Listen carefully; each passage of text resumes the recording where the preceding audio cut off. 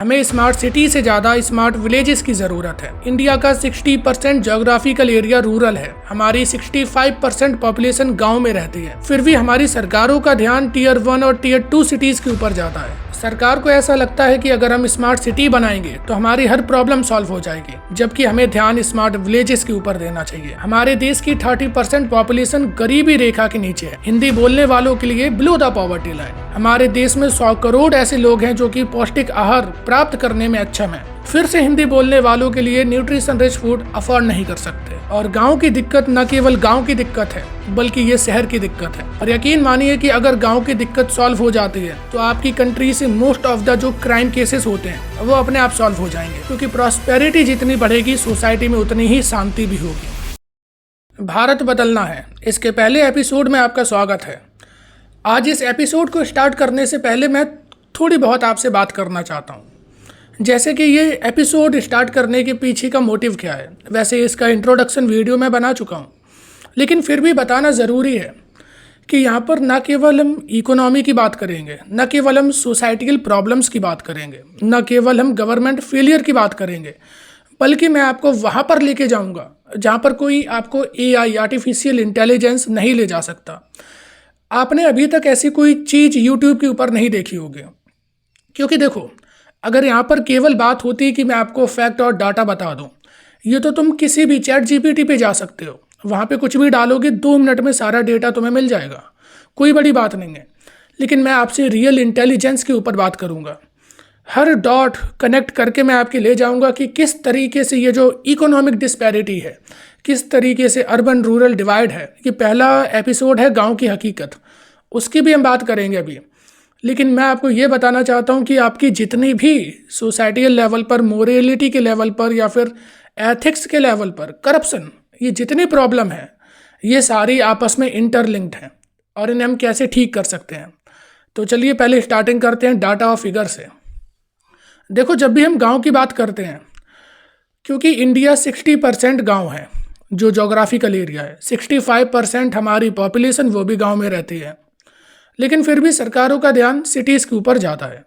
सरकार को ऐसा लगता है कि अगर हम सिटीज़ ज़्यादा बनाएंगे, अगर हम सिटीज़ में ज़्यादा डेवलपमेंट करेंगे, तभी विकास हो पाएगा। इसलिए गवर्नमेंट के टारगेट भी रहते हैं कि हमें स्मार्ट सिटी बनाना है। जबकि स्मार्ट सिटी बना लोगे उससे कुछ नहीं होने वाला। आप हर गांव को सिटी नहीं बना सकते हो, जबकि हमारा मॉडल होना चाहिए था स्मार्ट विलेजेस का। अब स्मार्ट का मतलब क्या होता है? अगर हम बात करते हैं कि एक स्मार्ट सिटी हो, क्या उसमें बहुत इंटेलिजेंस लोग होते हैं? ऐसा बिल्कुल भी नहीं होता। स्मार्ट सिटी का मतलब ये होता है कि जो बेसिक नेसेसिटीज़ होती हैं वो वहाँ पर फुलफ़िल होती रहें। जैसे कि अच्छी रोड हो, अच्छी वहाँ पे सीवेज वेस्ट मैनेजमेंट हो, अच्छा वहाँ पे इंफ्रास्ट्रक्चर हो, जैसे कि लाइट अच्छी हो, स्कूल अच्छा हो, हॉस्पिटल अच्छा हो। ये सारी चीज़ें जहाँ पर बेहतर होती हैं, लॉ एंड ऑर्डर की कंडीशन बेहतर हो, हर जगह कैमरे लगे हों, स्ट्रीट लाइट हो, ये जहाँ पर कंडीशन होती है उसे हम स्मार्ट सिटी बोल देते हैं। इतनी सिंपल चीज़ है और उसे हम स्मार्ट सिटी कंसीडर करते हैं। ज़्यादातर लोगों को लगता है स्मार्ट सिटी का एक हवा बना के रख दिया है। लोगों को लगता है स्मार्ट सिटी का मतलब यहाँ पे कारें उड़ रही होंगी, रोबोट हर काम कर रहे होंगे। ऐसा कुछ भी नहीं होता है। तो हमें स्मार्ट विलेजेस के ऊपर काम करना चाहिए और यही विलेजेस की प्रॉब्लम है। और मेरा यकीन मानो, जब आप ये पूरी वीडियो देख लोगे तो समझ में आ जाएगा कि स्मार्ट विलेजेस, उससे ना केवल गांव की दिक्कतें सॉल्व होंगी, बल्कि जो आपके शहर हैं वो भी बेहतर हो जाएंगे, क्योंकि जितनी प्रॉब्लम शहर में है वो सारी गांव की वजह से है। चलिए अब बात करते हैं कि गांव की क्या प्रॉब्लम है। मैंने आइडेंटिफाई करा तो उनमें से कुछ 4-5 मोटा मोटी प्रॉब्लम है। पहला हेल्थ, फिर एजुकेशन सिस्टम, फिर जो पब्लिक इंफ्रास्ट्रक्चर है और ट्रांसपोर्ट भी उसी के अंदर आ जाता है, और फिर आपका अपॉर्चुनिटी। इन सब की वजह से यहाँ से होता है माइग्रेशन, जो कि शहरों की प्रॉब्लम बनाता है। अब एक एक करके पहले हम हेल्थ केयर पे बात करते हैं। प्राइमरी हेल्थ केयर सेंटर जो कि गांव में खोले जाते हैं, सरकार का ऐसा मानना है कि जितने ज़्यादा प्राइमरी हेल्थ केयर सेंटर होते हैं तो हम क्या करेंगे कि एक लोकल लेवल पर लोगों का इलाज करवा पाएंगे, जिससे कि बड़े हॉस्पिटलों में भीड़ नहीं बढ़ेगी और जो गरीब लोग हैं उन्हें अच्छा इलाज भी मिल जाएगा और उनके गाँव में मिल जाएगा। पर इसकी रियलिटी क्या है? प्राइमरी हेल्थ केयर सेंटर में 10 बेड होने थे हर प्राइमरी हेल्थ केयर सेंटर में, लेकिन रियलिटी है कि 3100 से ज़्यादा लोगों के लिए महज 1 बेड उपलब्ध है। ये तो गवर्नमेंट का डेटा है। अब मैं आपको रियलिटी बताता हूँ कि प्राइमरी हेल्थ केयर अगर कहीं पर बने भी हैं तो वहाँ पर कोई स्टाफ नहीं है। अगर प्राइमरी लेवल पर कुछ भी कमी आती है तो फाइनेंसिस की आती है, फंक्शनरीज की आती है, एक एजुकेटेड स्टाफ की कमी आती है, और वो हमें देखने को मिलती है। अगर हम छत्तीसगढ़ की बात करें तो 71% वैकेंसी है अगर हम प्राइमरी हेल्थ केयर सेंटर की बात करें। सोचिए जरा कि अगर ये 71% वैकेंसी फुलफिल होती तो लोगों को रोजगार भी मिलता और लोगों का इलाज भी हो जाता। और अगर हम पहाड़ी इलाके की बात कर लें जहाँ पे कि 40% गाँव ऐसे हैं कोई भी हेल्थ केयर सिस्टम मौजूद नहीं है, 40% गाँव ऐसे हैं हमारे देश में, तभी अब वो जो गरीब लोग हैं उनके पास रुपए नहीं है, उन्हें फिर भी प्राइवेट हॉस्पिटल में जाना पड़ता है, वहाँ पे मजबूरी बन जाती है उनका इलाज कराना, जिसकी वजह से वो लोग कर्जे में डूबते जाते हैं। ऐसी हमें कई कहानियां देखने को मिलती हैं। तमिलनाडु की एक कहानी थी जहाँ पे एक प्रेग्नेंट औरत पैदल चल के हॉस्पिटल गई थी क्योंकि वहाँ पर कोई एम्बुलेंस की सुविधा ही नहीं थी। और अगर हम रूरल इंडिया की बात छोड़ भी देते हैं, पूरे हम इंडिया की बात करते हैं, फिर भी NHM का डेटा बताता है कि 10,000 लोगों पे महज 3.2 डॉक्टर अवेलेबल हैं, जो कि WHO की गाइडलाइन से बहुत नीचे है। अब हम बात करते हैं एजुकेशन की। एजुकेशन में भी 10% की इन्फ्लेशन है, तो जो गरीब लोग हैं वो अपने बच्चों को प्राइवेट स्कूलों में तो नहीं पढ़ा सकते। और सरकारी स्कूल की कंडीशन क्या है? एसर की 2020 की रिपोर्ट बताती है कि 5th क्लास में पढ़ने वाले बच्चे 50% ऐसे हैं जो कि 2nd क्लास की टेक्स्ट बुक भी रीड नहीं कर सकते।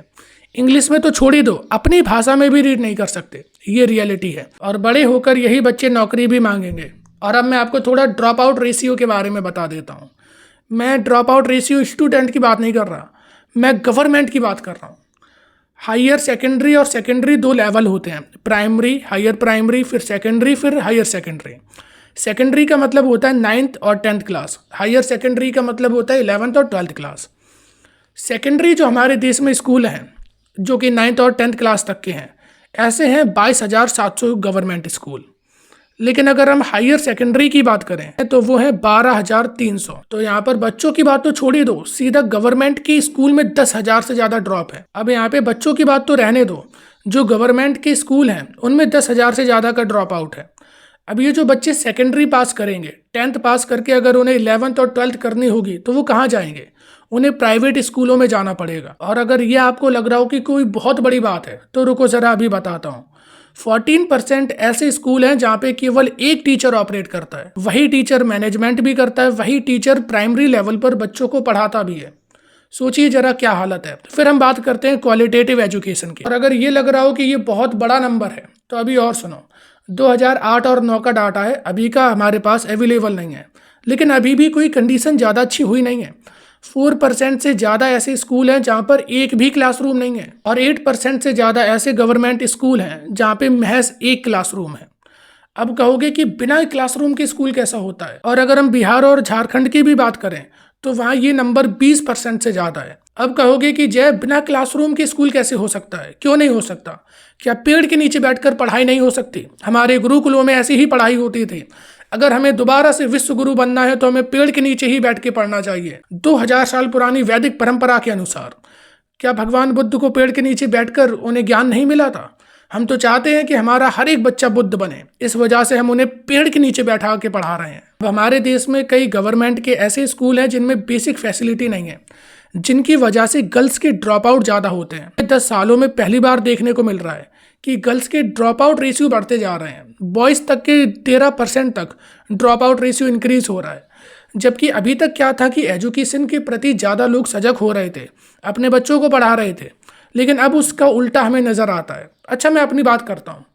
मैं एक क्रिश्चियन स्कूल में पढ़ा हूँ जो कि पूरे एक डिस्ट्रिक्ट का सबसे अच्छा स्कूल था। वहाँ पर मैं पढ़ा, वहाँ पर बच्चों की कैपेसिटी 3 से 4 हज़ार की थी।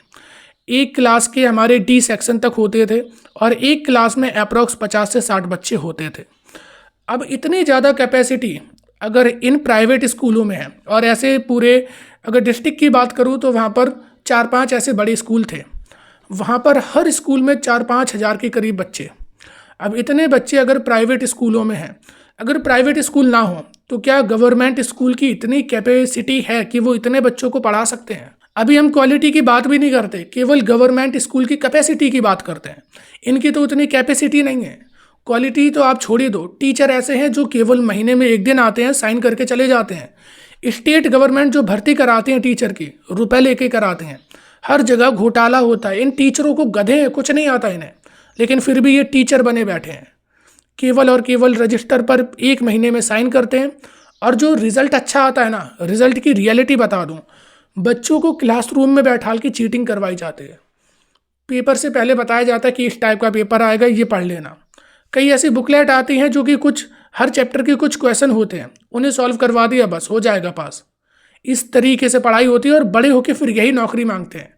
अगर बड़े होकर भी, पढ़ने लिखने के बावजूद भी किसी युवा को अगर नौकरी मांगनी पड़ रही है तो वो अनपढ़ है। तो ये जितने भी टॉपिक हैं, हेल्थ केयर है या फिर एजुकेशन है, इन पे एक एक सेपरेट वीडियो बनाएंगे, उन पे पूरी बात करेंगे। लेकिन अभी हम गांव के ऊपर बात कर रहे हैं, तो इंफ्रास्ट्रक्चर पे आते हैं। अब जो प्रधानमंत्री ग्रामीण सड़क योजना है, उसके तहत थोड़ा बेहतर काम हो रहा है, हर गांव तक रोड डाली जा रही है। लेकिन इसमें मैं तुम्हें करप्शन बताता हूँ। एक बार रोड डाली गई, फिर याद आया कि अभी नीचे पाइपलाइन और डालनी है, क्योंकि जो हर घर नल योजना चली थी उसके तहत हमें हर घर तक वाटर पाइपलाइन पहुंचाना है। इसके लिए दोबारा रोड खोदी, रोड खोदने के बाद पाइपलाइन डाली, उसके ऊपर दोबारा रोड बनाई। अब बताइए ये कितना बड़ा करप्शन है। और लेकिन जो जल जीवन मिशन के तहत जो भी वाटर टैप कनेक्शन घर तक दिया गया, उनमें पानी ही नहीं आता।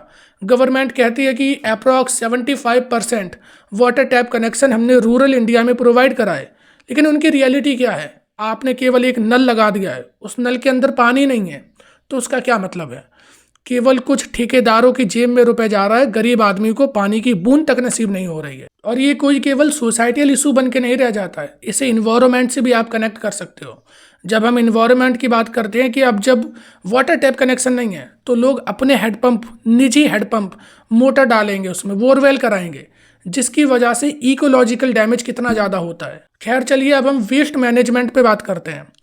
प्राइमरी हेल्थ केयर सेंटर की सबसे बड़ी प्रॉब्लम जानते हो क्या होता है? क्योंकि गांव में वेस्ट मैनेजमेंट की कमी है, गांव में न्यूट्रिशन रिच फूड की कमी है, जिसकी वजह से ज़्यादातर लोग बीमार होते रहते हैं और उनमें कई डिफिशेंसीज भी होती रहती हैं। तो अगर हम इसे दुरुस्त कर दें तो हमें बहुत कम ज़रूरत पड़ेगी कि हम प्राइमरी हेल्थ केयर सेंटर की तरफ भी जाएँ। लेकिन गवर्नमेंट इसके ऊपर कोई भी ध्यान नहीं देती। ताल में, जो गांव के ताल होते हैं, वहीं पे पूरा सीवेज छोड़ दिया जाता है, वहीं पे लोग कचरा डालते हैं। ना तो इसके ऊपर गवर्नमेंट कुछ करती है, और लोगों में तो खैर इतनी समझ ही नहीं है। और लास्ट और सबसे बड़ी जो गांव की प्रॉब्लम है, अपॉर्चुनिटी की कमी। हमारे यहाँ पे कोई भी रोजगार का साधन नहीं है। इंडिया के 90% फार्मर ऐसे हैं जो कि मार्जिनल फार्मर हैं, और गांव में हमारी 65% पॉपुलेशन रहती है, उसमें से 50% पॉपुलेशन एग्रीकल्चर में है। एग्रीकल्चर की सबसे बड़ी प्रॉब्लम ये कि लैंड की कमी है। तो अगर 4 लोग एक खेत में काम करेंगे तो वो कितना ही कमा पाएंगे, और वही अगर अलग अलग काम कर रहे होते तो उनके पास अभी से अच्छी उनकी कंडीशन होती, ज़रूर होती। इसे हम बोलते हैं डिस्गाइज एम्प्लॉयमेंट। लोगों को लगता है कि हम यहाँ बहुत काम कर रहे हैं, लेकिन सच में उनकी ज़रूरत वहाँ पर है नहीं। ऐसे ही अगर हम और भी देखते हैं तो सीजनल एम्प्लॉयमेंट होती है एग्रीकल्चर कि एक सीज़न में तो आपके पास रुपया आता है, रोजगार होता है, उसके बाद नहीं होता है। हमारे गाँव की हालत ये है कि 75% से ज़्यादा लोग 5,000 रुपये से कम महीना अर्न करते हैं। ये प्रॉब्लम है हमारे यहाँ की। अब कैसे वो स्पेंड कर सकता है, इसीलिए उसे शहर जाना पड़ता है। अब आ जाओ माइग्रेशन की प्रॉब्लम पर। कोरोना के बाद से approx 20% population rural to urban migrate करके जाती है। अब ये जो ज़्यादातर पॉपुलेशन होती है, पढ़े लिखे बहुत कम होते हैं, मेहनत और मजदूरी करना बस जानते हैं। लेकिन इनके जाने की वजह से क्या होता है, ये ज़्यादातर मेल पॉपुलेशन होती है, तो शहरों में फीमेल के प्रति क्राइम रेट ज़्यादा बढ़ जाता है। जो देखते हो ना कि रेप के केसेस बढ़ रहे हैं, इसी वजह से बढ़ते हैं। और अगर शहर में इनकी कंडीशन भी देखोगे, ये किस तरीके से रहते हैं, स्लम में जाके रहते हैं। अच्छा, इनके पास खाने को नहीं होता, उसकी वजह क्या है? अगर मानो ये कि एक फैक्ट्री में मुझे ज़रूरत है 10 जनों की, कि मुझे 10 लेबर की ज़रूरत है, एक को मैं दूंगा 5,000 रुपये, लेकिन 100 लोग आकर खड़े हो जाते हैं कि 10 लोगों की सीट है तो हमें दे दो काम। अब मैं यहाँ पर इन्हें मैनिपुलेट कर सकता हूँ। वो कहेगा कि मैं 4,000 में कर दूंगा, एक कहेगा मैं 3,500 में कर दूंगा। ये हमारे यहाँ की प्रॉब्लम है कि लेबर की सप्लाई बहुत ज़्यादा, इतनी डिमांड है नहीं, जिसकी वजह से इन्हें वेजेस भी कम मिलते हैं। जो हमारी सिटीज़ हैं वो ओवर पॉपुलेटेड हो जाती हैं, ओवर क्राउडेड हो जाती हैं, जिसकी वजह से वहाँ कई क्राइम बढ़ते हैं। चोरी, डकैती, मर्डर, लूटपाट, ऐसे कई केसेस बढ़ने लगते हैं।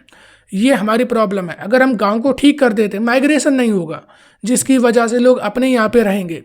और यही इन्वायरमेंटल भी प्रॉब्लम है, जो शहरों में पॉल्यूशन इतना ज़्यादा होता है क्योंकि वहाँ की पॉपुलेशन डेंसिटी बहुत ज़्यादा है। शहरों में जो पानी भर जाता है जब बारिश का टाइम आता है, क्योंकि लोग बहुत ज़्यादा हैं। अगर लोग शहरों में कम होंगे, अगर हम उनके लोकल एरिया में उन्हें अपॉर्चुनिटी प्रोवाइड करा देते हैं, तो उन्हें बाहर जाने की ज़रूरत नहीं पड़ेगी और आपकी हर प्रॉब्लम भी सॉल्व हो जाएगी। अब इतनी ही, क्योंकि गांव में हमारी प्रॉस्पेरिटी है नहीं, तो जितनी भी कुरीतियाँ, कुप्रथा या काला जादू टोना, ये इसी के देन होता है। जहाँ पर प्रॉस्पेरिटी ज़्यादा होता है वहाँ कोई क्राइम नहीं होती, वहाँ अंधविश्वास नहीं होता। लेकिन जहाँ प्रॉस्पेरिटी बहुत कम होती है, वहीं आपको ये सारी प्रॉब्लम देखने को मिलती हैं। तो ये हमारा पहला एपिसोड था कि भारत बदलना है। इसमें कई 3-4 एपिसोड और आएंगे जो कि हम बेसिक प्रॉब्लम्स के ऊपर बात करेंगे। अब ये आपके ऊपर है कि क्या केवल ये एक यूट्यूब वीडियो बनकर रह जाती है या ये देश का मुद्दा बनती है। क्योंकि लोग जब तक एजुकेटेड नहीं होंगे तब तक नेता भी क्या करेगा। नेता को पता है कि इन्हें अगर 500 रुपये और एक बोतल दे दोगे, ये वोट दे देंगे और उसे पावर मिल जाएगी। लेकिन जब आप डिमांड करोगे कि नहीं, हमें अच्छे हेल्थ केयर सिस्टम चाहिए, हमें अच्छा स्कूल चाहिए, हमें अच्छी इंफ्रास्ट्रक्चर चाहिए, हमें अपॉर्चुनिटी चाहिए, तब वो भी चीज़ें आपको मिलने लगेंगी। तो अभी आपके ऊपर है कि आप इसे किस तरीके से ले सकते हो।